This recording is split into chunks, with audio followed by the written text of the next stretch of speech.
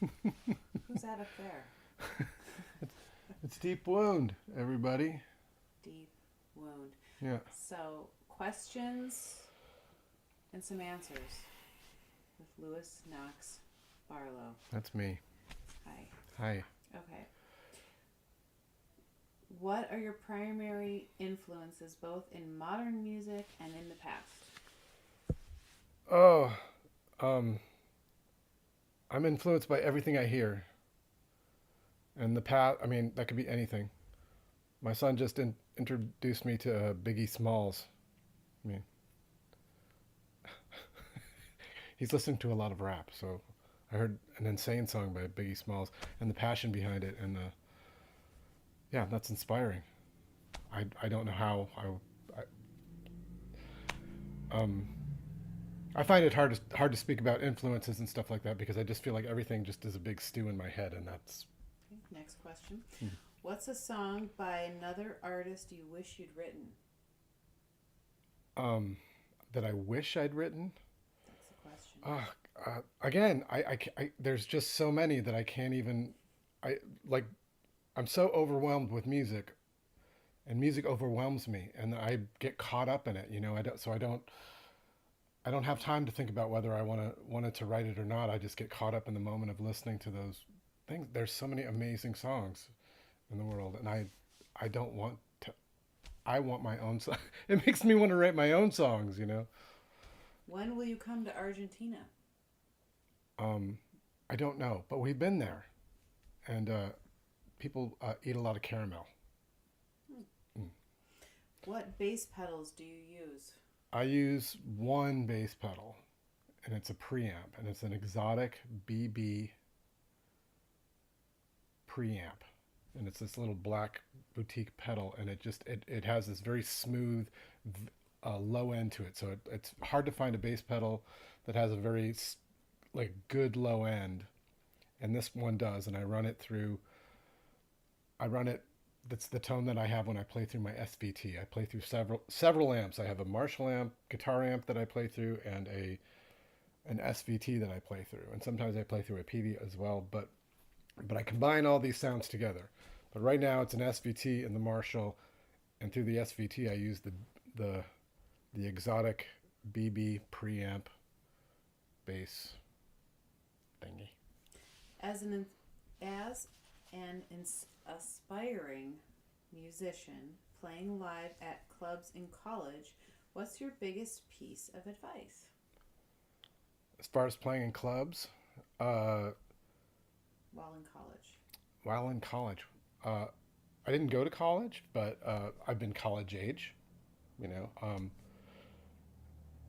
uh, I think if you when I was that age, I was extremely nervous and self conscious, and I was often combative, and I would not recommend being combative. I would recommend being trying to be as relaxed as possible and being very conversational and kind to the people that you meet in the clubs that you play.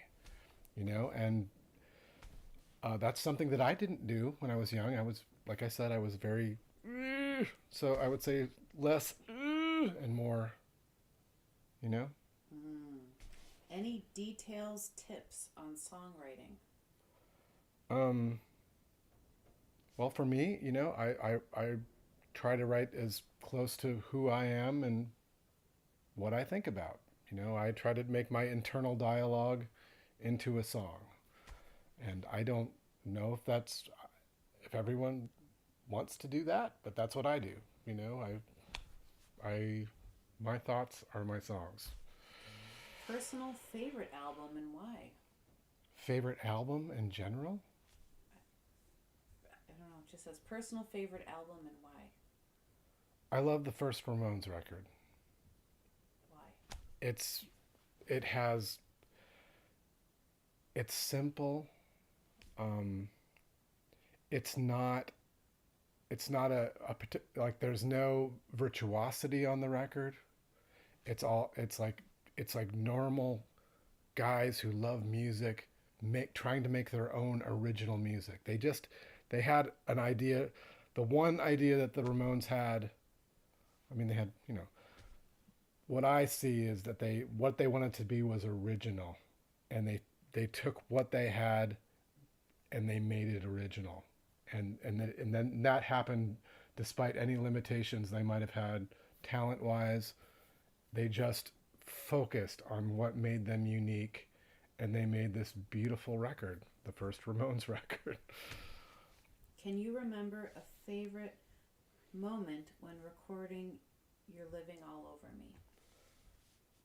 We did it in several stages. We recorded it in some local studios, which it was a little tough because they didn't quite understand what Jay was up to.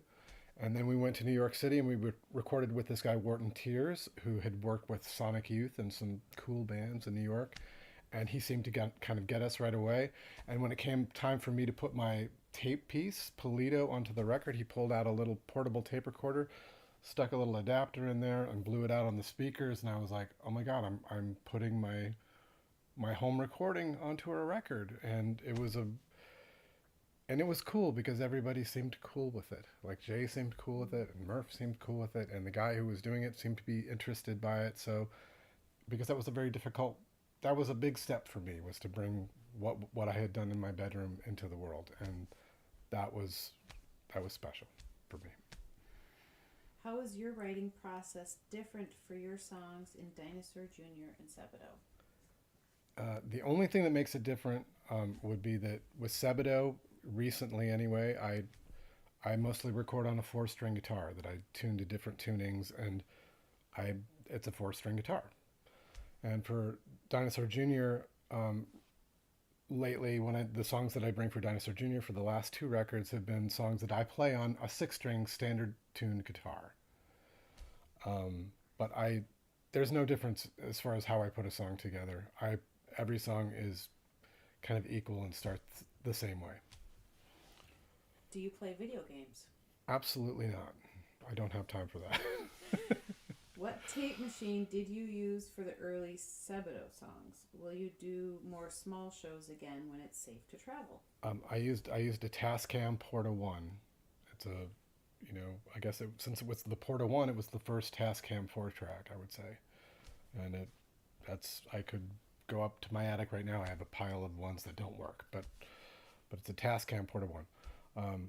Of course, I'll play shows as soon as I can. What are you reading?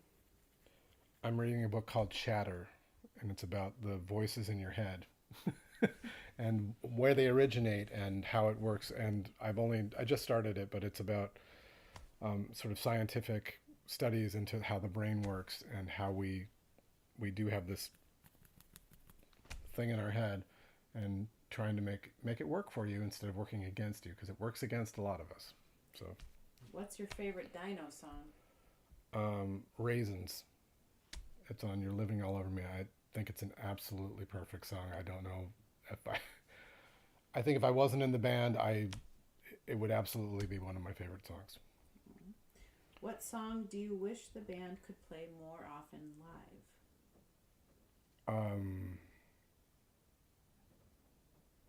I think it's called "Been There All the Time." It's a good. Anyway, it's just this cool stop-start song. It's the song that Henry Rollins said he would sing with us if we ever were, which is amazing. So I think Henry understood that it was good too. Why don't you wear shoes on stage?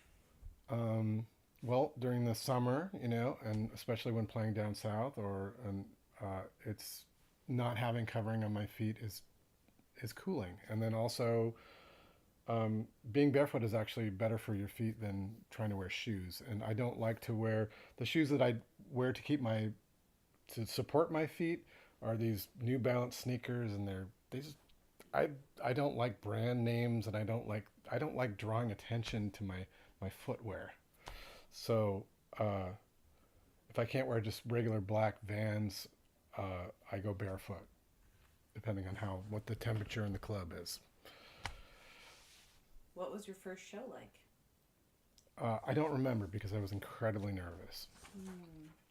So, but first shows that we played, as Jay and I had a band called Deep Wound, and we played, and it was just a blur. The music was a blur. The feeling my feeling was were a blur because I was so nervous. Mm. What's your favorite film? Raising Arizona. Where's your Rickenbacker 4001? We don't see it anymore.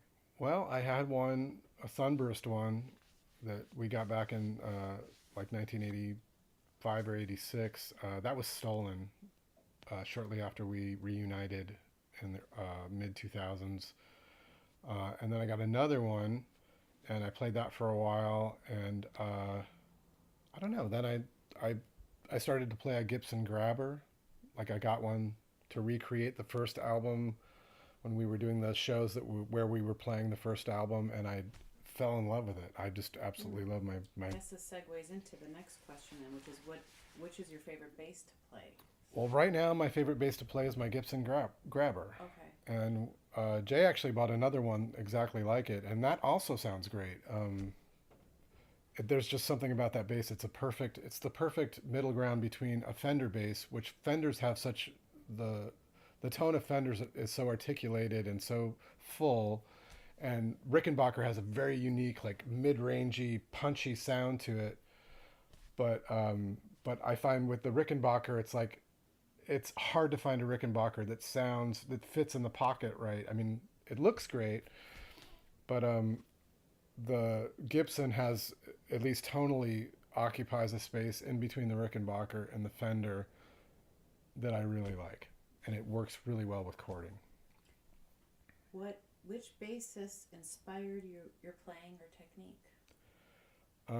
Well, I was probably influenced by Johnny Ramone as a guitar player because he created such a full sound, and if you would see him play, if you could see, I mean, it was hard to see footage of him playing back in the 80s and 90s, but his wrist was just this blur, and I love strumming. I think strumming is like kind of I think strumming, styles of strumming, the strokes of strumming, I think are very that's what excites me about playing any instrument, really, is creating this blur of the notes together. And Johnny Ramone did that, and then also Lemmy from Motorhead. He approached the bass, and he played the higher notes, I think, probably to be heard, in his first band Hawkwind.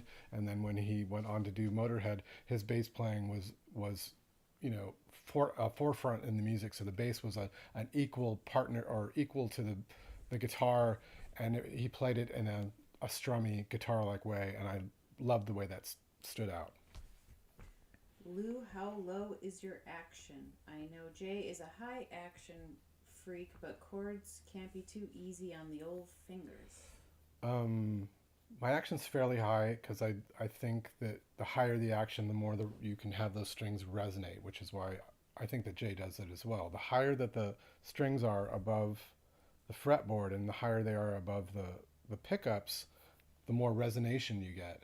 And so it creates a richer sound. So I do like a higher action for a richer sound.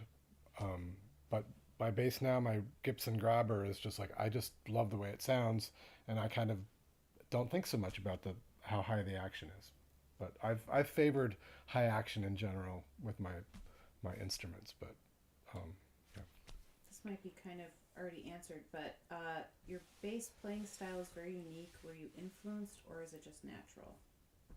Um, I think it's natural. I mean, also because I came from when the first band that Jay and I had together was a hardcore band, and Jay played drums and I played guitar, and it was very fast hardcore music. So it was all based on this crazy figure eight strumming. Like I took what I heard Johnny Ramone doing and I doubled it. So I was like playing this. So when I picked up the bass, I didn't start doing this. And also the very first Dinosaur Junior practice, when Jay introduced how the level of volume that he played at, it seemed like I had to play the bass as hard as possible so I could be heard, or at least feel like I was doing something, because otherwise, I mean, the volume of the guitar kind of had a way of obliterating almost everything around it. So I developed the most forceful way of playing the bass, and that actually sort of worked. It was a way of, it actually just sort of dovetailed from my way of approaching the guitar. So I strummed hit the notes really hard, played high up, played full chords, as many notes as possible, just in order to create something that could counter the incredible, you know, the blast of Jay. How's your week going? Um, this week is pretty good. Our two of our kids started school again, outdoors. So it gives us a little more, my wife and I, a little more, my wife who's asking me the questions, Adele, gives us a little more time at home, where we could sort of focus on things and maybe do some things we're thinking about. Like right now we're working on a new little YouTube special. We've been doing that kind of regularly. So we're working on another one like that. And so it's a busy week is a good week. Would like to hear Lou's opinion on Randall bass amplifiers and Flying V bass guitars. I don't think I've ever played through a Randall. I've seen them. I don't, I'm not a real gearhead overall, like, cause I'm just not. I'm not really a collector in that sense. And then I find things that work and I don't think about them too much after that. If they work, I don't think about it. And Flying V, anything. I don't like Flying Vs because you can't sit down and play them because they don't fit on your lap. They just slide off. So they might look good standing up with someone's playing them, but unless I can sit down with it and play it, I don't like it. And you can't sit down with a V. What was the hardest part about creating Sweep It Into Space? Sweep It Into Space was actually a very easy record to create.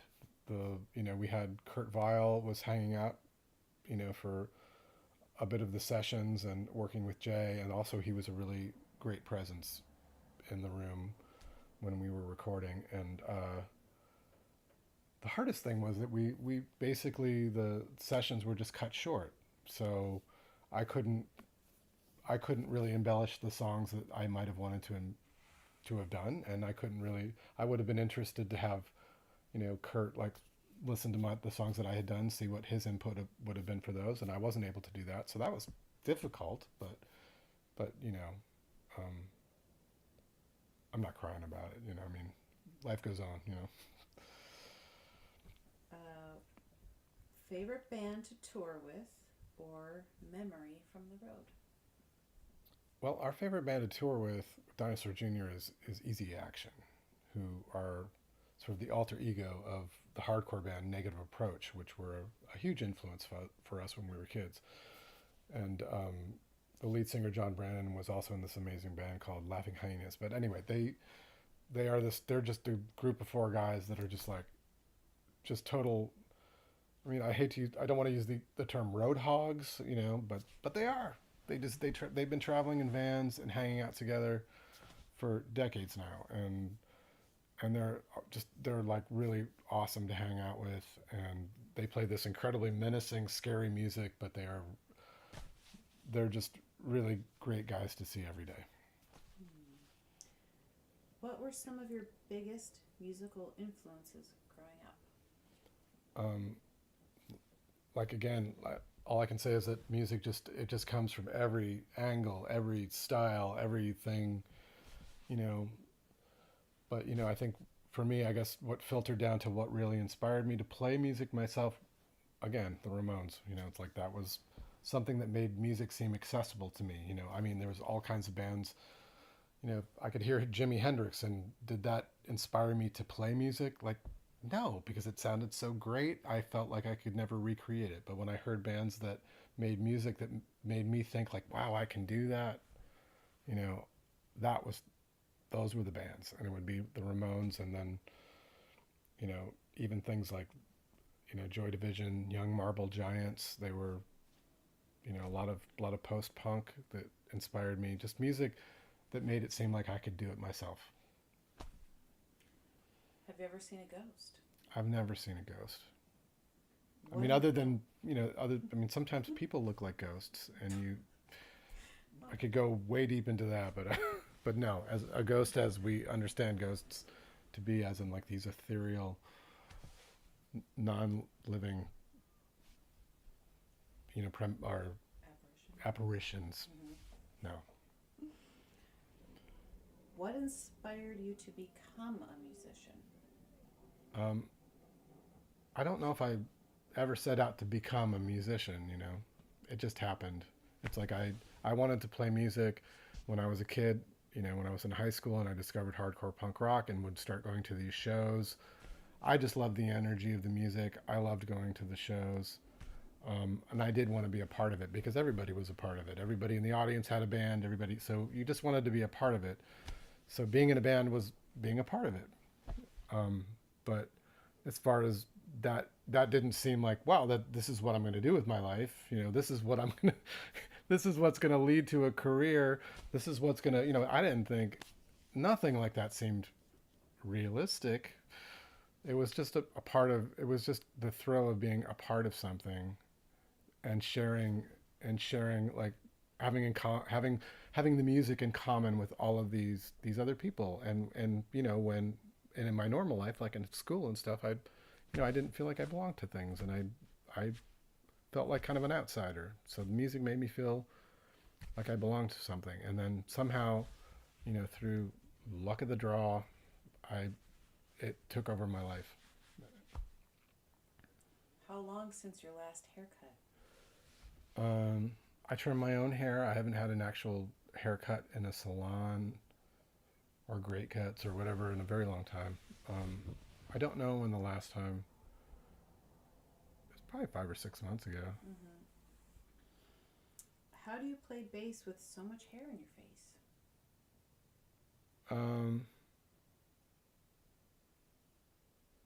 I don't know. I look down. I look down and I see the frets. Favorite song by Deep Wound? My favorite song by Deep Wound. It was the last song we recorded was called Anatomy is Destiny, I think. Anatomy is Destiny. And we actually went to the studio, we recorded it, we finished it, and the tape was lost and it's gone. So I don't know if it was any good, but it was actually where we were actually becoming. It was really cool. Like Jay's songwriting was just like, it was the beginning of his leap into becoming like writing an epic. It was similar to something like Bulbs of Passion by Dinosaur Jr. It was a really cool song. We did these really cool backing vocals, and it was our step forward as a band. And the tape was lost. I never heard it again. So that's my favorite, just because I can't remember what it was. Have you ever seen the Get Up Kids on the street? No, I mean, well, I have. They asked me to be in a video of theirs, so I have seen them on the street before. Mm. Yes, Godzilla or King Kong? or Hong Kong Fooey. Right. Yeah. Godzilla or King Kong? Godzilla. Okay. Yeah, absolutely, without a doubt. The sound of Godzilla's, that sound he makes is just. Do you want me to redo that question? I'm sorry, I was so tired I said it wrong. Oh, it's okay. Godzilla or King Kong? Godzilla. What inspired you to tune your guitar like a ukulele? I did not tune my guitar like a ukulele. I've never tuned to a ukulele tuning. I took a ukulele and changed the strings on the ukulele. I mean, and I strung the ukulele like a guitar, like a 4-string guitar. Like I used the heavy strings on top and the skinny strings on the bottom. And I've never played in the ukulele tuning. I have no interest in ukulele chords. I liked the ukulele because it was like something that I could hold and something that I could travel with. Like I traveled a lot with Dinosaur Jr. on our first tours. I was able to bring a ukulele with me because it was small, and that's it was actually something. It was a guitar that it felt comfortable to me, and it had only 4 strings. So I kind of took the ukulele and made it my own instrument with my own stringing, my own tunings. So I guess maybe that answers your question. I don't know. Are there any folk implosion projects in the future? There are. One kind of cool thing that happened during this last year is that John Davis kind of made an overture to me to start working on some new material, and we've done that, and we're sort of doing it remotely and um, communicating, through our little devices and sending things back and forth, and it seems like something's going to happen out of that. Which band member would win in a fist fight? Um,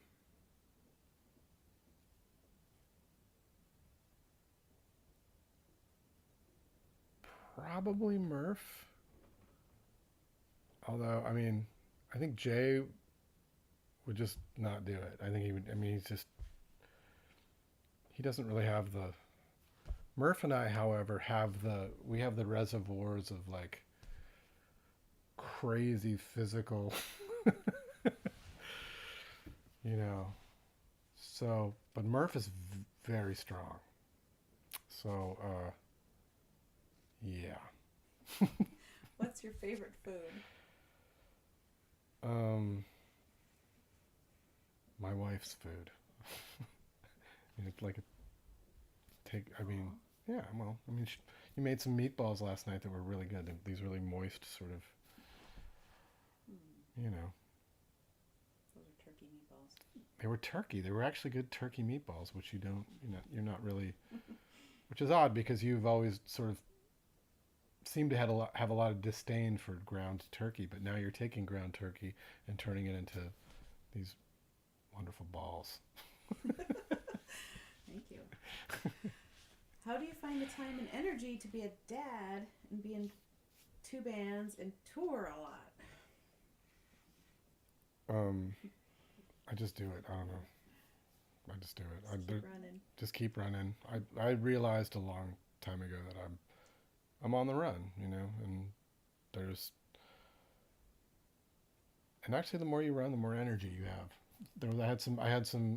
I toured with 2 guys, the Missing Men, who were Mike Watt's backing band, and they were so energetic, and when I asked them, I was like, God, you just do so much, and because they have to kind of keep up with Mike Watt, and they're just like, I'm like, what gives you all that energy? And they said, like, doing things gives us energy. I was like, it's absolutely true. The more you do, the more you can do. It's like... It says, this isn't a question, but you should do a bass solo in a Dino song. Solos make me nervous. I don't know. I've, like, recently, like, on the 2 songs that I did for Sweep It Into Space, Jay plays bass. And he plays the solos on the bass. Jay has that solo mentality, I mean, it's like, I think I could play solos, but I think it's probably something that I might come into a little bit later in my life. Like right now I'm writing songs, I guess, is my main passion, but that sort of facility to play leads is, I think it taps a part of my brain that I don't know very well right now. What's the first song you learned to play? My hat, it has 3 corners, like on single notes, and I had to play it during a school assembly, and I don't remember what grade I was in. I think it might have been like 3rd grade, but there was like two or three of us that had to play like single chords, and I messed up, and I picked up my guitar and I threw it across the stage, and I screamed, I can't do it, and I ran off the stage at an elementary school performance during the day. And my mother had to come running after me, and then she was actually my sister, my youngest sister, was like, she wasn't walking yet. So I remember this very clearly, is that I ran off the stage after throwing my guitar down, sobbing in the hallway of the empty hallway of the school. My mother came after me, and she came to comfort me. And as she was comforting me, my little sister was crawling down the middle of the hallway. That's like one of my... So yes, my hat, it has 3 corners. What was your first bass? grabber, a Gibson grabber. Why are there sometimes extra players with Dino Jr.? Are those like apprentices, or are you trying to get a larger sound?